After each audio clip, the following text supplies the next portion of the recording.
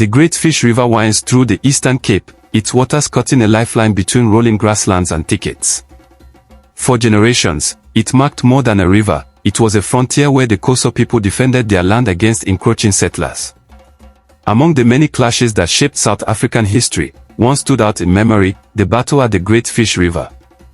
It was the early 19th century, during the frontier wars between the Xhosa and the Cape Colony. Farmers pushed eastward, driving cattle into lands the Xhosa had grazed for centuries. Tensions smoldered like dry grass before lightning.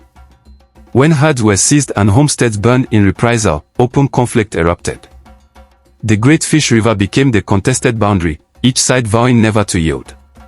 Chief Makoma, a leader of the Xhosa resistance, gathered his warriors along the ridges overlooking the river.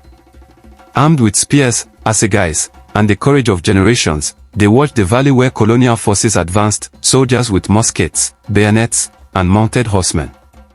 The clash was not equal in weapons, but Makoma knew the land. Every bend in the river, every thicket, was an ally.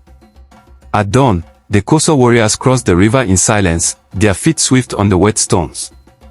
When the first musket shots cracked, they moved with precision, striking from cover, disappearing into the bush. The colonial troops, disciplined but unfamiliar with the terrain, struggled to match the fluid strikes. For hours, the battle swayed back and forth, the thunder of gunfire answered by the cries of war horns. By midday, the river itself seemed to roar with chaos. Horses stumbled in the shallows, warriors clashed at the banks, and smoke drifted over the water.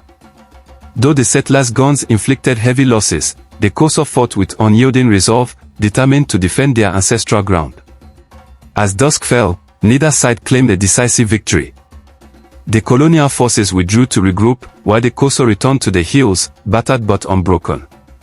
For the people, the battle became a story of resilience, that even against muskets and steel, the spirit of the land could not be easily conquered.